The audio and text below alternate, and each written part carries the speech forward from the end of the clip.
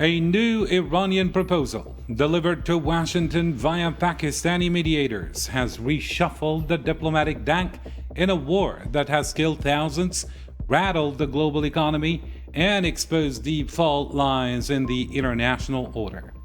Tehran's offer reopened the Strait of Hormuz, end the war, and delayed nuclear talks comes as Iranian tankers bypass the U.S. naval blockade, shipping millions of barrels of crude to global markets. The signal is clear. The blockade is faltering, and Washington's leverage is slipping. Meanwhile, German Chancellor Friedrich Merz has called the war completely unnecessary, as a rare consensus takes shape in Washington that this is a conflict without a clear endgame, one many now see as illegal and avoidable. Tonight we ask the tough question: is this ceasefire a real path to peace or just a tactical pause? Has Iran already won by not losing? And what does this war reveal about international law, regional power, and the global economic cost? Stay with us on All 24 News Special.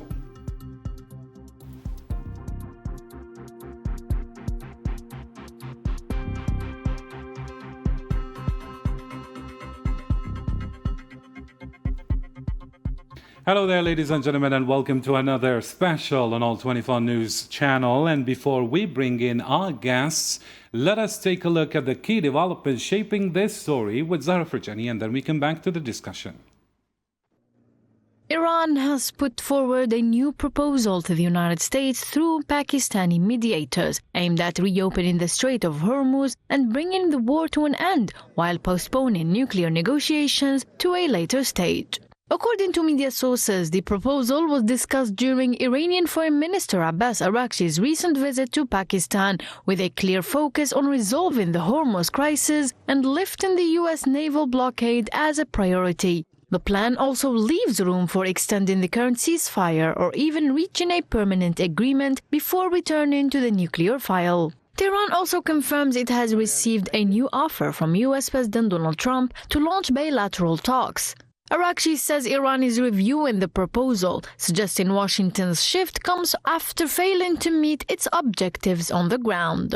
There have been developments in the negotiation process, but the approaches adopted by the U.S. have led to the failure of the previous round of the talks despite some progress. The U.S. excessive demands and incorrect approaches are the main reasons of the failure, so it is necessary for Iran to consult with our friend Pakistan to review the latest situation. The visit is productive. Diplomatic efforts have also extended to Oman, where Araghchi says recent discussions focused on ensuring safe navigation to the Strait of Hormuz, highlighting the need for coordination between Tehran and Muscat as key coastal states. On the ground, the economic dimension of the conflict continues to intensify. Iran has managed to export around 4 million barrels of crude oil, with satellite data showing dozens of tankers successfully navigating the strait despite strict U.S. monitoring. But Washington says it is tightening enforcement. The U.S. Navy reports intercepting Iranian oil shipments worth over $1 billion, along with additional cargo valued at hundreds of millions more, part of a broader campaign to disrupt Tehran's oil exports and limit its access to global markets. I will confirm the president has met with his national security team this morning. The proposal was being discussed. I don't want to get ahead of the president or his national security team. What I will reiterate is that the president's red lines with respect to Iran have been made very, very clear, not just to the American public, but also to them as well. With diplomacy tentatively back on the table, but maritime tensions still high, the coming days could prove decisive in determining whether this conflict moves toward de-escalation or deeper confrontation. And to help us navigate the complexity of this moment, we are joined by 5 distinguished analysts from 4 continents. Dr. Yvonne Ridley, author, Middle East commentator, and Workers' Party parliamentary candidate in Glasgow, a journalist who has reported extensively from the region and a vocal critique of Western military intervention, will be joining us shortly, as we are still fixing the connection problem. But we're joined now by Mr. Nordin Abdullah, founder of the Crisis Management Center in Kuala Lumpur, an expert on geopolitical risk, energy security, and the economic dimensions of conflict in the Global South. Great to have you again on the show, Mr. Abdullah Nordin. Always a pleasure to be here. Always a pleasure to be here. Thank you very much for the invitation. Thank you. And now let me welcome also Dr. Gregory Simons, researcher and geopolitical analyst, professor at Daffodil International University in Dhaka. Professor, nice to see you again. Good morning, Karim. Good morning to you. And also Mr. Mohammed Chris Sassi, geopolitical and financial analyst based in New York. He brings a unique perspective on energy markets and the growing disconnect between American foreign policy and American economic interest. Hello there, Mohammed Chris Sassi. Thank you for being with us again.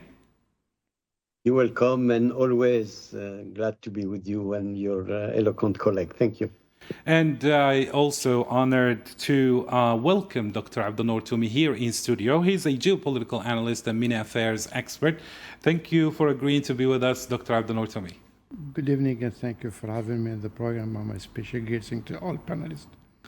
Thank you indeed. And of course, I was meaning to address the first question to Dr. Yvonne Wrigley, but since she didn't join yet, let me ask you this question. We're seeing some kind of a survival strategy that Iran is witnessing. What does that say about the strategic competence of the world's most powerful military alliance when we see that perhaps we can say Iran is winning by not losing in a way? So what does that say? It says a lot. Actually, I mean, this war, this illegal war, from its start was a fiasco.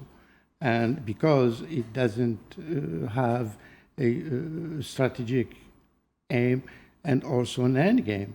So as a result, this has given to Iran that to win this ongoing war, even though there is this fragile truce,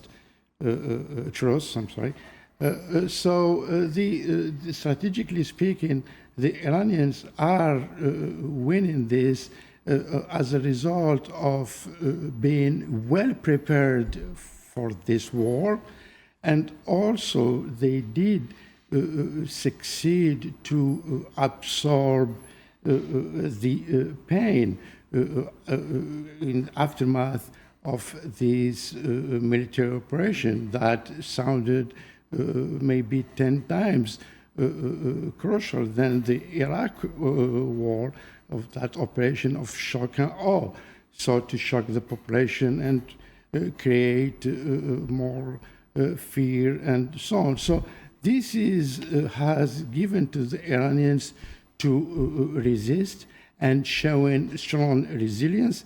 And this is why now we are, after 39 days or 40 days of this war, the Iranians now did well manage actually the diplomatic prospect, because they have also been prepared for the diplomatic operation that have been for more than 4 decades, and they did negotiate successfully with the Americans and with previous administrations. But when it comes to this administration, they know well that how this administration is very weak, because the Iranians are playing chess, whereas the Americans are playing poker. I mean, to sum up all these going talks. So this is why, again, is making the Americans to look weak and giving the Iranians to win strategically, because strategy is important in any war and also in any diplomatic outcome. And the Iranians, who have been thinking strategically and setting the goals strategically as well. And this is why today we saw how the Americans are in the panic mode and also pushing for actually, I mean, again, we see the rhetoric of the U.S. administration when they speak about the economy and the Iranians, and they are making the Iranians to look weak, because we see, I mean, one has just to go to the main rules of this war that was going after the nuclear enrichment and ending the support of the resistance acts in the region, meaning by that the non-state actors such as Hezbollah and al-Houthis and Hashd al-Sha'bi in Iraq, and also to get rid of their ballistic missile. So all these they didn't achieve, and and regime change to the end. So all this was like, I mean, the Americans did miserably failed on this. So this is why now the Iran and also the Iranians, they didn't give in nor given up. So this is why they are in this strong position, going for those talks that will break through for eventually a long-term negotiations in which that will end this war.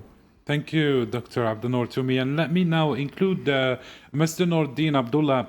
Mr. Noordin Abdullah, if we come to look at it here at the reports we're having, the Foreign Policy Research Institute warns that a prolonged conflict with maximalist goals would cause worldwide economic distress with no guarantee of military advantage.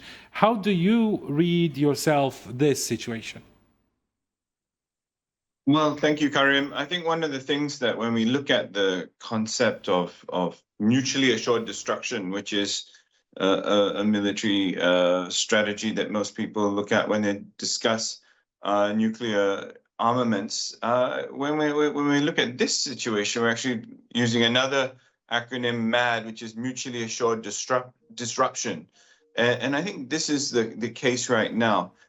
Both sides are able to frustrate each other, but they're not able to deliver victory on either side at the moment. So the fact that they're unable to deliver those victories, the next strategy is this prolonged frustration. And then when we look at that, they're saying, look, let's deliver frustration to the other side. But you've got to imagine the Americans have not had this amount of economic frustration for a long time, where the Iranians have grown up, have a generation of being able to deal with the economic frustrations that sanctions have given. So the population is more ready for the drawn out realities of higher prices, of disruption of energy supplies, of disruption of food supplies, where other parts of the world are not. So this is the pressure that has been able to, the Iranians have been able to deliver, and it's kept them in the game. And I think previously the other guest mentioned, if you've not lost, you're still winning. I think that if you've not lost, you're still in the game. So the definition of the game is a long game, and I think this is the strategic miscalculation of the Americans when they initially attacked Iran. Mm-hmm. Thank you, Dr. Noordin Abdullah. Now let me move to Dr. Gregory Simons. Dr. Gregory Simons, I have asked you this question several times, but I think it's good to remind our viewers.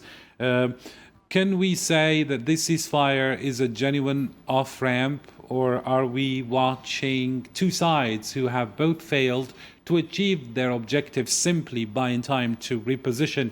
And what would that, or what would a permanent ceasefire actually require that neither side has yet been willing to concede?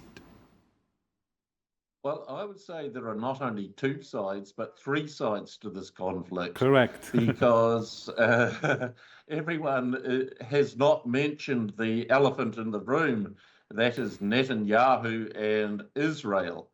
And so, yeah, I mean, this is not a genuine ceasefire, but it has been done for not only military reasons, that is to restock and reshuffle things to get back a little bit of coherence and so forth into the military aspects of it, but there is also a very political side to this.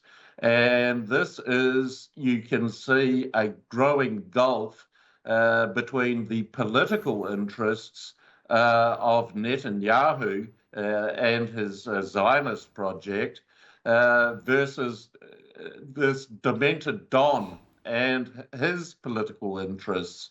Because if we look at it, Netanyahu needs to have wars continuing so he stays in political power, which means he continues to violate the ceasefire and violate all international norms, ethics, laws, everything against humanity and international law. Because if we look at it while this ceasefire is going on, he's continuing his creeping annexation of Lebanon.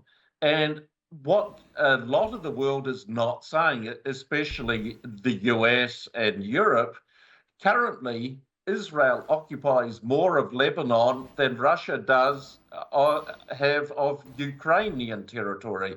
No one says this.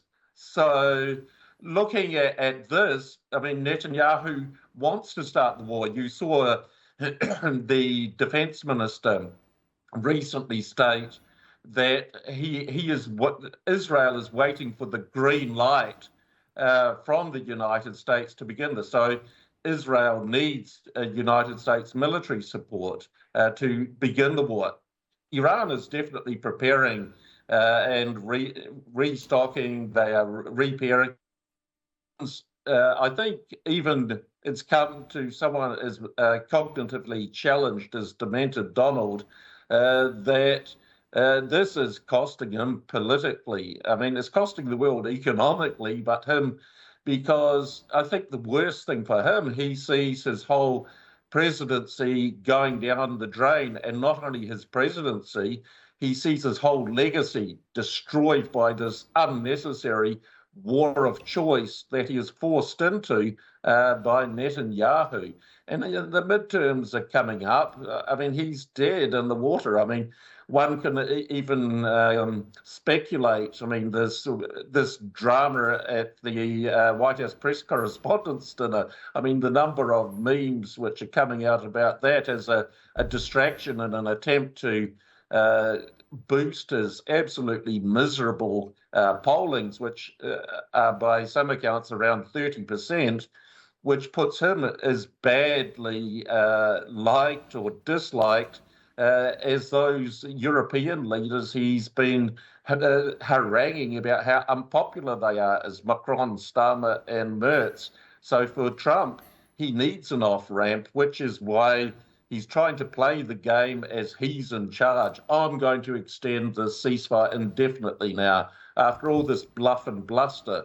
So for Trump, it's desperation to somehow get off this without having compromising photos of him exposed by Mossad and Netanyahu. And Netanyahu wants to continue or resume this war because his Greater Israel project, it's also about his political legacy as he sees it, and about him staying out of jail. And Iran wants this resolved, but they don't want it frozen. They don't want this garbage to happen again after a few months, when, like in June 2025, when they attacked without this continuous cycle of wars of aggression against the Islamic Republic. Thank you, Dr. Gregory Simons. And now let me welcome Dr. Yvonne Ridley, who joins us now. Dr. Yvonne Ridley, just a reminder to our viewers, is an author and Middle East commentator, also Workers' Party parliamentary candidate in Glasgow. Hello, Dr. Yvonne. Great to see you. Yes, thank you.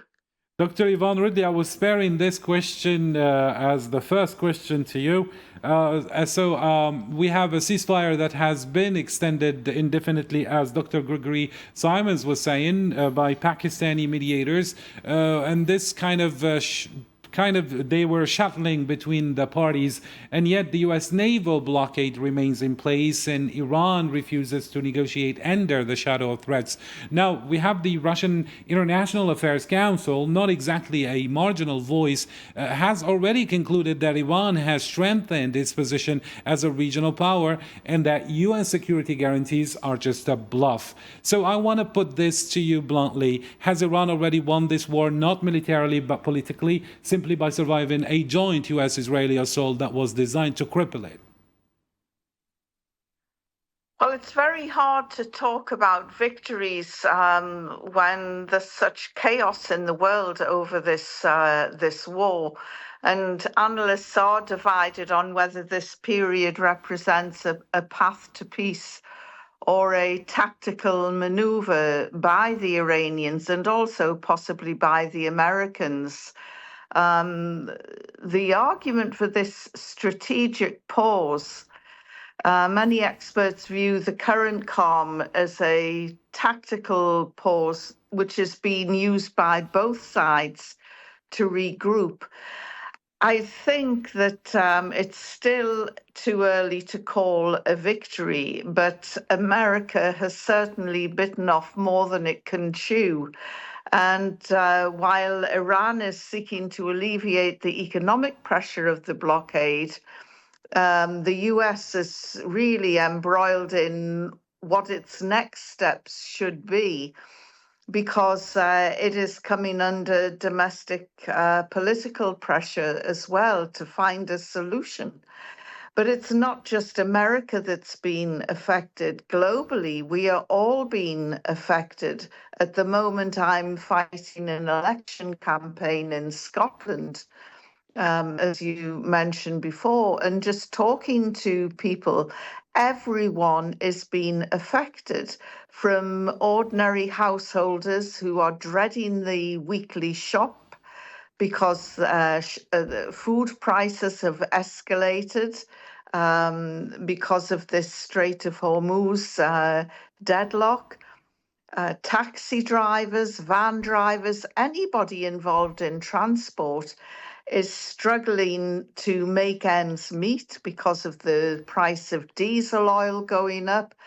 And, you know, I think that it would be a good bet that everybody in the studio today is being affected one way or another by this blockade.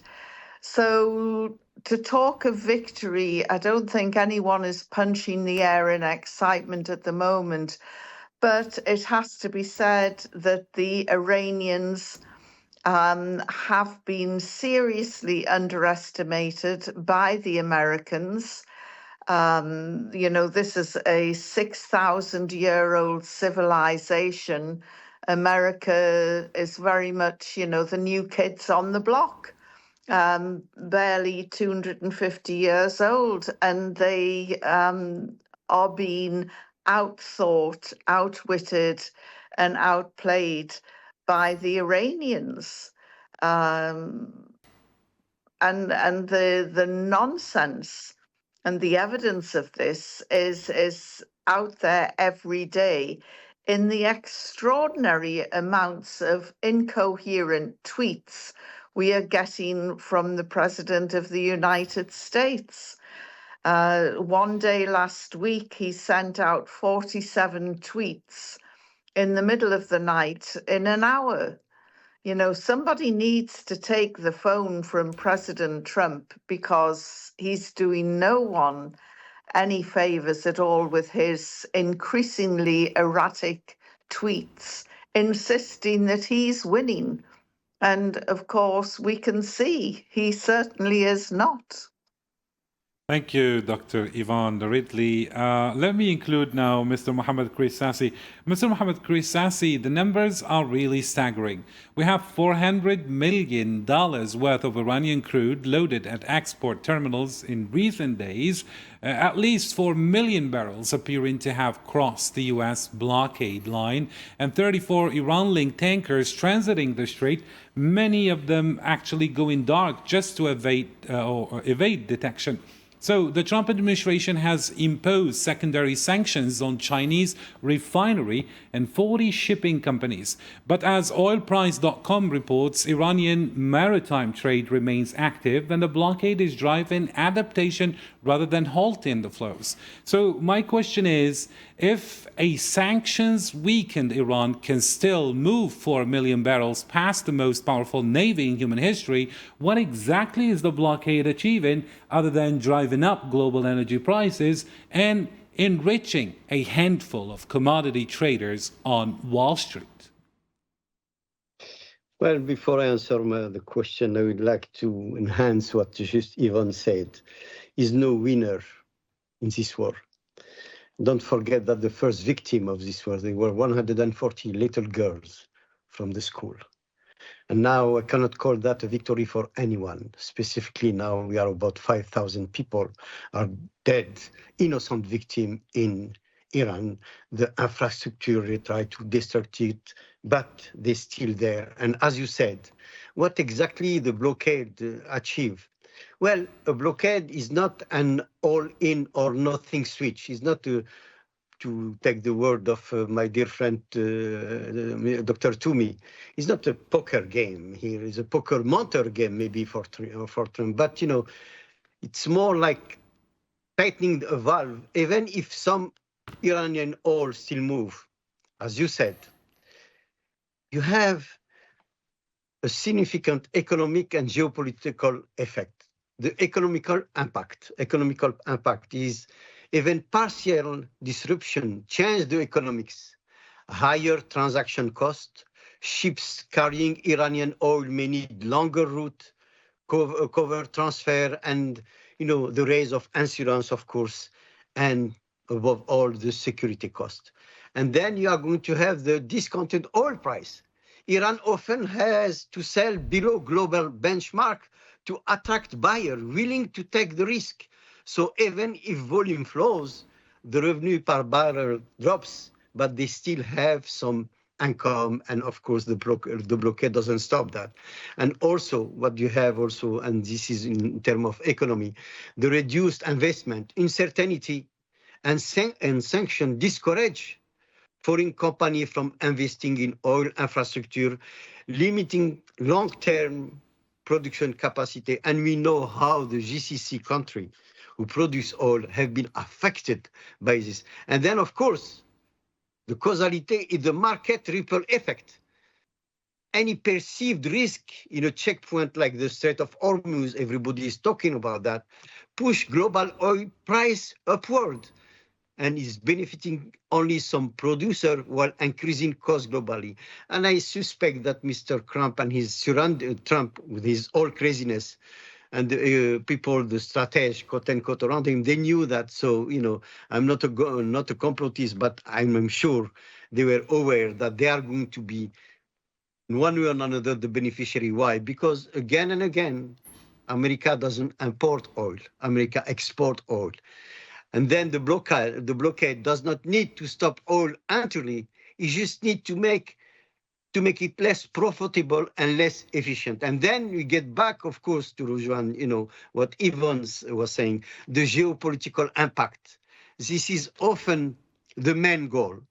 The pressure on Iran government, lower revenue, weaken the fiscal capacity, limited domestic spending and regional influence. They already know that since 40 years, and they've been accommodated to it, like Yvonne was saying.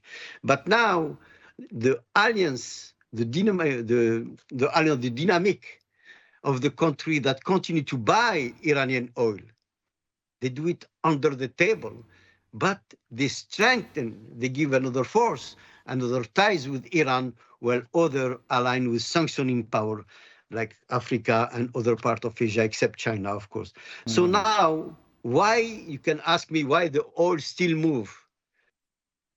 A total stoppage is impossible because you have the global demand incentive, you have some country prioritize cheap energy over compliance, and you have the enforcement cheap energy, of course, because of Iran, they discount the price. The full enforcement will require extreme military escalation with a greater risk, wider conflict. So the bottom line is that the blockade success is not measured by zero export, but by reducing revenue, increasing friction and political pressure. Even with oil flowing, it can still significantly weaken Iran economics in a position that, we are going to need to redraw the geopolitical dynamics. That's to answer your question on that point. Thank you, Mr. Mohammed Krissassi.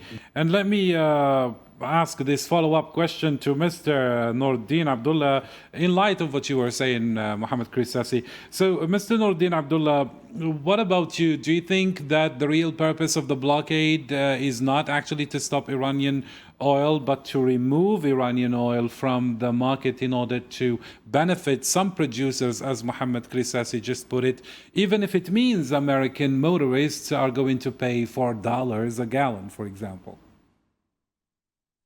Well, you need to have a leverage point. And if you don't have a leverage point and someone else has that leverage point, you're trying to take that leverage point away from them.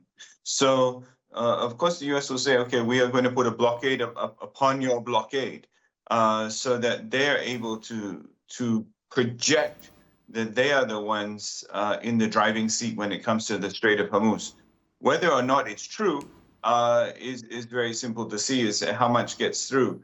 I think we're very much influenced by the myriad of movies that come out of Hollywood on how amazing things go at the last minute and how the military heroes get things done.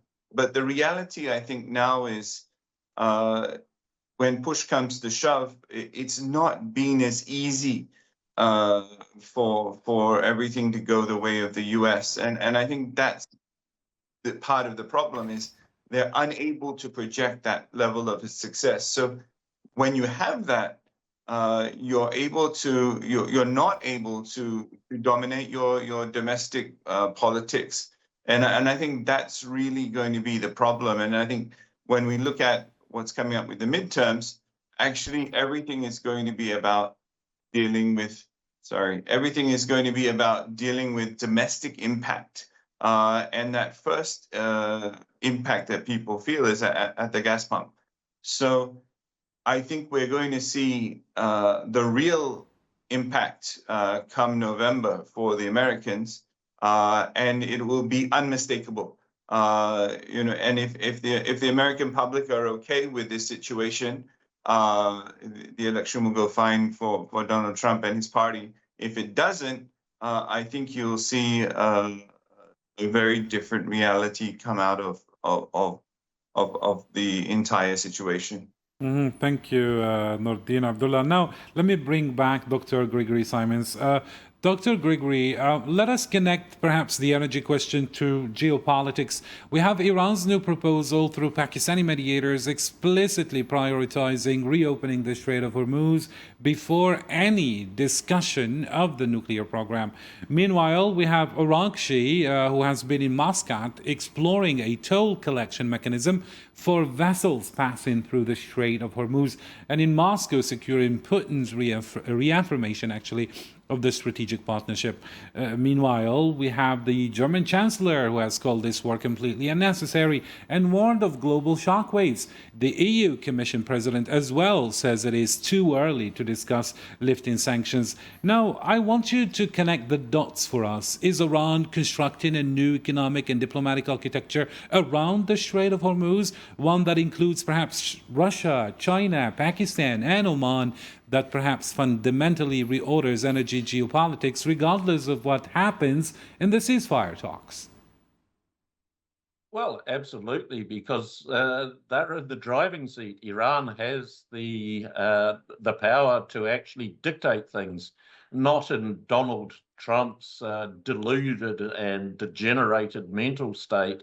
I mean, he in his mind, he is doing it, but I think this is for public show, to try and pretend that he is still in charge somehow. He's that desperate to preserve his image, which is absolutely destroyed because of this. And I mean, Iran and China, the global south understands that this war against Iran is not just against Iran.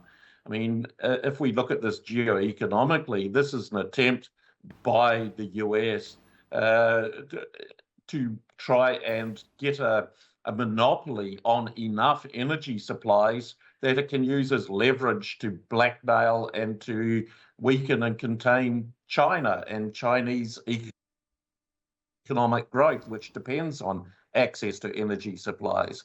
And I mean, Israel, of course, needs Iran taken out because the Greater Israel Project will not come to fruition while Iran remains strong. I mean, it was a pathetic and weak state under Pahlavi when you had I would say even not even a vassal state, but a client state of Zionist and US interest. They don't want to go back to that. And given the position they are in, yes, there is going to be a big reordering of this because the global South, and especially Russia, China, and Iran as being the three key pillars of the global South, understand this war against Iran is not just against Iran. So it's in their collective interest.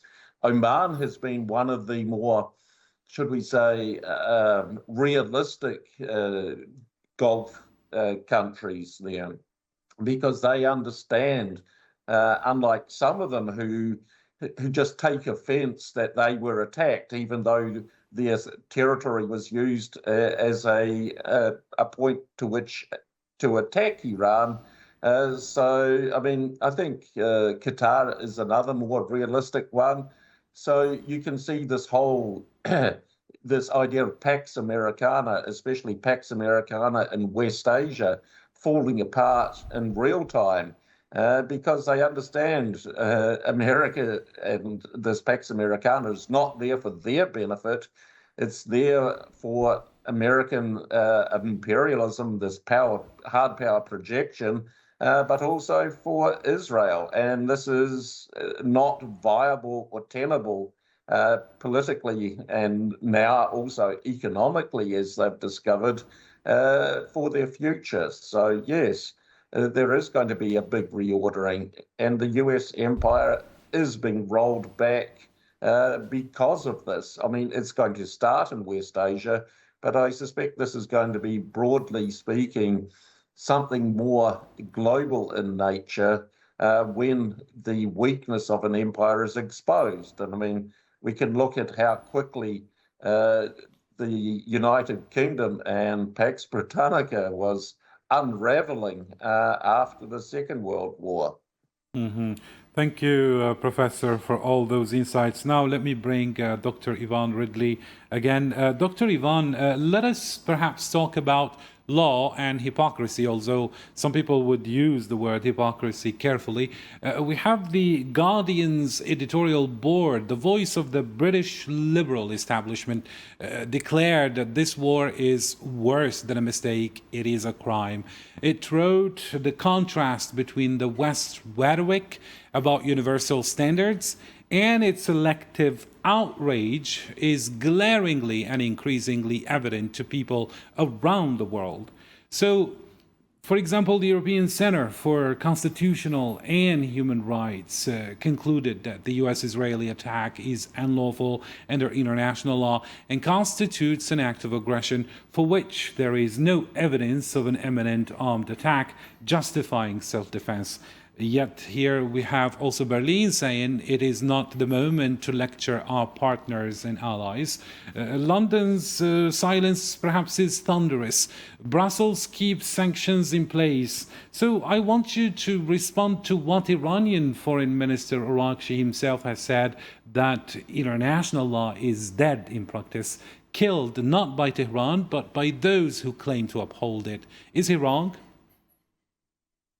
No, he's extremely right. The West likes to think of itself as being a civilized part of the world where human rights are given to everyone. But of course, right from the war in Gaza, the West has been exposed for its out-and-out hypocrisy when it comes to upholding international law and distributing human rights. We saw 168 schoolgirls massacred when their school was targeted. The Americans say it was an accident now, although they were in complete denial when it first happened. But nevertheless, we now know that American missiles hit a school where children of the staff of the IRGC were killed, 168 of them. Targeting a school is a war crime. But of course, we know that America has not signed up to the ICC, and Britain will not criticize America if it can help it. We've got a bizarre situation now where the King of England, Charles III, is walking a tightrope in America, trying to maintain good relations or resurrect the special relationship between Britain and America. This whole war started by Israel and green-lighted by America has plunged the world into a state of chaos, because who is upholding the law? Certainly not the Americans when they're bombing schools and bridges. Bombing bridges is a war crime and is not a military target. But America has done that. And then Donald Trump has exacerbated the whole situation by saying that he'll blow up more bridges.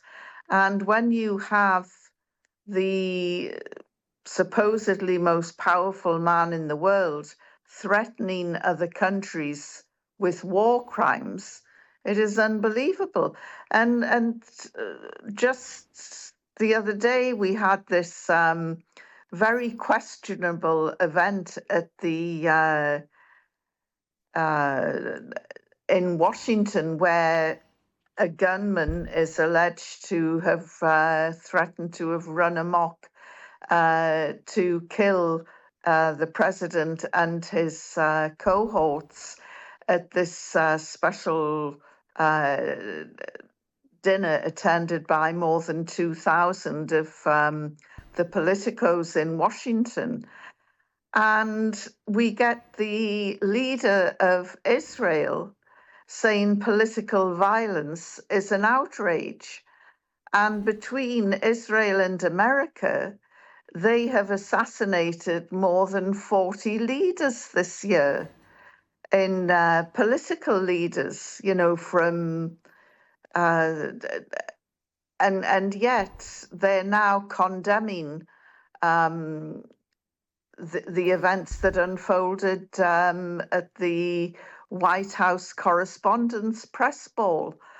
So there is a lot of hypocrisy and double standards going on, especially in the West. Just last weekend, 523 mainly pensioners were arrested under ridiculous terrorism laws that have been introduced by the current Labour government. And so we, you know, the hypocrisy is there, and ordinary people can see this. The global South must look on in despair. Thank you. Thank you for actually, since you mentioned the global South perspective, I would like to include Dr. Abdenour Toumi with this question. From the perspective of the global South, Dr. Abdenour Toumi, how is this selective application of the international law actually being received in the global South? Very bad. And actually, the global North has lost totally its credibility when it comes to quote-unquote democracy, freedom, and human rights and so on, and particularly when it comes from those Western leaders who have been lecturing the Southerners for decades about democracy and freedom. And we saw this, in light of this illegal war, of American-Israeli war on Iran. Actually, one of the alibi was going to free the Iranians, as if the Iranians are not able to free themselves. And to the contrary, we saw how this freedom mission, wherever it was, it turned out to waging a war on the Iranian people. So this is, again, it's a double standard matter. And we saw that in the ongoing genocidal war that is taking place in Gaza and occupied Palestine West Bank. And so, and unfortunately, even the media, Western media, and also, the Southern media are not talking about Gaza, even though they're still suffering harsh occupation, and so that in Lebanon. But this is, again, these atrocities that are committed by those Western leaders as a result of the impunity. And to some extent, we are actually living in those, actually now there is this brutality that rhyme with some banality because there is no impunity in the end. And this is why today, so the West has lost totally its credibility. And actually, but the victim in this, or the loser in this, because we have been talking about victory and so on, unfortunately, is, or sadly, is the international law, and the international system has been collapsed. And this because as a result of the verticality of the incapacity of the international community, who has been silenced and cannot actually stand and say enough is enough to the atrocities that have been committed by the Zionist state military in the West Bank, in occupied Palestine, and in Lebanon these days. So, and America, actually, particularly this US administration, doesn't care about international law. And this administration, doesn't shy to say, actually, as it was mentioned, they don't pay attention to international conventions and to international law, and particularly when it comes to war crimes and so on. But again, to be fair to this administration, not only this administration, but with the previous administrations, and we saw how the Bush administration, in its, again, mission in Iraq, and invasion of Iraq, and the atrocities that had been committed at that moment. So this is all this, it's about an extension of no impunity. Thank you, Dr. Abdel-Noor Toumi. And now let me move to Mr. Mohammed Krissassi. Mr. Mohammed Krissassi, we see the same nations that rushed to sanction Russia for Ukraine now look away as US and Israeli bombs fall on Iranian schools, as you said earlier. The Interparliamentary Union has adopted an emergency resolution demanding the preservation of ceasefire agreements. China has called U.S. sanctions on its refinery illegal. The Global South is watching everything. And what is the long-term damage, according to you, to the rules-based order when the rule makers are the ones that are breaking them? Sadly, Karim, what you are saying and what some of you, the eloquent panelists, erected is no international law. That's really rhetoric, pure rhetoric. The other day I was talking about the Security Council of the UN. 4 of them, they were esclavagist, imperialist, colonialist. And today's date, we talk about the international law. We want to put a mantle of all the genocide that is happening. If it was international law, what happened to Gaza? What happened to Kosovo? What happened to Burma? What happened in Chechnya? And I can go on and on. The only denominator common is all what I just said. were not protected by the international law. They turn around simply why? Because they are Muslim. We have to stop trying to hide the forest with the tree. Look at all the war that you have for the last 50 years. Against who and by who? European, America, and Israel. And now you are telling me that I have to answer when the rule makers are seen as rule breaker. It's always been like that. Always. When actors that set or enforce the international rule are perceived as violating them, the damage is less about one incident and more erosion of the system of credibility over time. I am Algerian. France came in 1830. 30 years later, 1/3 of the population of Algeria was killed by the colonialists. Not a word. No, what they did worse. Just after that, in 1898, I think you have the Treaty of Berlin. What they were saying, we are going to go to Africa and we are going to share it among us, with Bismarck presiding. Where is the international law? Again and again by the Occident, again and again by Europe, and then come America. And now you have a country with 9 million people. They want to be the gendarme of the world. And they said, let's go, let's have fun with Iran. Unfortunately, as Yvonne was saying, they cannot show what they were doing. Iran defend himself, the resilience of their. I'm not going to repeat again and again that Iran was ready for the last 40 years. But you know, these people who make the rules, but they don't apply them to. America have nuclear bomb. America was the only one in the world that used nuclear bomb on Hiroshima and Nagasaki. And I was at the UN today and I went to the commemoration of the 80 years of this bombing. Who did that? America. Now you have Israel, Gaza. They destruct Gaza. One of your panelists was saying now Israel have more territory occupied than Russia in Ukraine. Why? Where is the international law?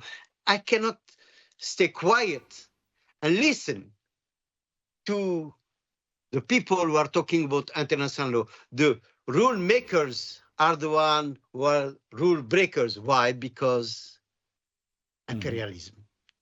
Because they think that now we can continue to have esclavagism, a new form of esclavagism. They want to do some makeup with some human rights. As I said, French, 1789. And then what they did just after that. Napoleon, everybody is talking about Napoleon. He reactivated the slavery rules.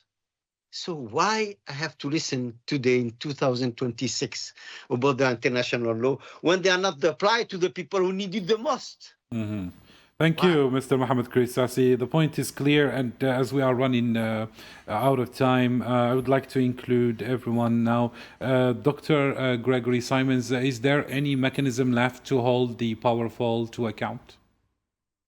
Yes, the economy is going to continue going into misery, and with, well, essentially military defeat and economic misery, there's political accountability. I mean, you can see Trump squirming and trying to pretend he's somehow winning this, and his equally demented and deranged Hegseth, who is on some kind of other planet.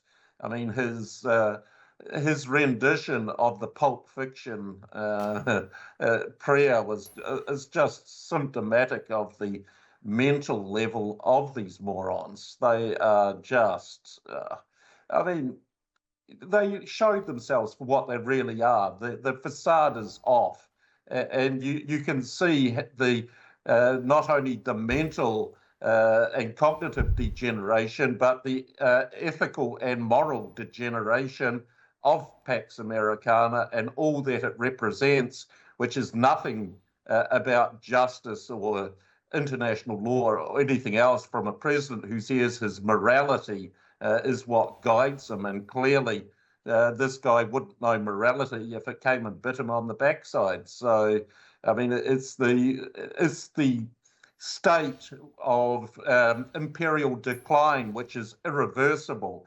And we're going to, unfortunately, everyone live in interesting times, because Pax Americana is not ready to go quietly into the pages of history. They want their privileged position of hegemony, and they're prepared to take everyone down with them, like a drowning man. That they will want to stay afloat a little bit more for the tangible benefits, but also the pride, which is obvious. Mm-hmm. Thank you so much. Now let me move to Dr. Yvonne Ridley. Dr. Yvonne Ridley, if we come to look at what's happening inside the United States establishment, and we see, for example, the American people opposing this war, both progressive and MAGA wings of the political spectrum oppose this war. The intelligence community says there was no imminent threat. Then whose war is this? That's a brilliant question. I mean, it is Donald Trump's war, and the originator and the original cheerleader is Benjamin Netanyahu, and the pair of them together have cajoled and persuaded their own military powers to get involved, and they haven't taken much persuasion, it has to be said. But these are vanity projects. Netanyahu has been wanting to attack Iran since 1982. That was one of the first speeches he made more than 25 years ago, that Iran was a threat and it was making nuclear weapons. You know, when you were talking about double standards and hypocrisy, nobody in the media talks about the 200 or so nuclear warheads that Israel has, and the nuclear threat that Israel presents to the rest of the world, and the fact that Israel refuses to allow any nuclear inspectors into the country to check on their own nuclear facilities. So all of these things, ordinary people can see the hypocrisy, they can see the double standards, and they can also feel it in their pockets. Thank you, Dr. Yeah. Thank you so much. Just briefly, Mr. Noordin Abdullah, from your vantage point, how is this war accelerating the shift toward a multipolar world? Well, I can just report what's happening here in Malaysia and Indonesia. There's a massive shift to biodiesel. Malaysia and Indonesia produce a huge amount of palm oil, but now there's a move to use a lot of that for biodiesel as a direct response to this war. Everything has been brought forward 5, 10, 15 years on that project. So things will change. Things will change economically. Countries, either collectively or by themselves, will look to build resilience with the resources that they have. And that means from 5, 10 years from now, Malaysia will not be as reliant on oil from the Middle East. So things will change. And I think this is the thing that people need to realize. While there is an economic impact today, that economic impact will precipitate change. Thank you so much. And with that, we must actually draw this discussion to a close. We have heard from Dr. Yvonne Ridley in Glasgow, Mr. Noordin Abdullah in Kuala Lumpur, Dr. Gregory Simons in Dhaka, and Mr. Mohammed Chris Sassi in New York, and here with me, Dr. Abdunnoor Toumi. 5 perspectives, 4 continents, 1 inescapable conclusion. The world is changing, and the architects of this war may find that they have accelerated the very transformation they most feared.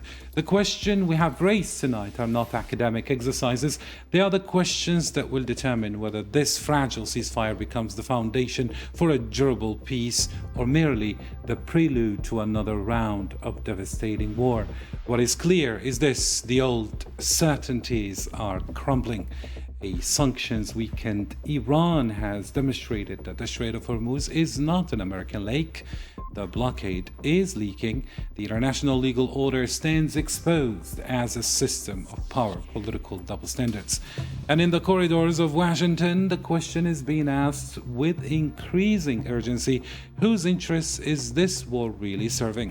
I want to thank our guests again for their frankness and their insight. And I want to thank you, dear viewers, for staying with us through this extended coverage. From all of us here at All 24 News, take good care of yourself, and until next time, have a good one.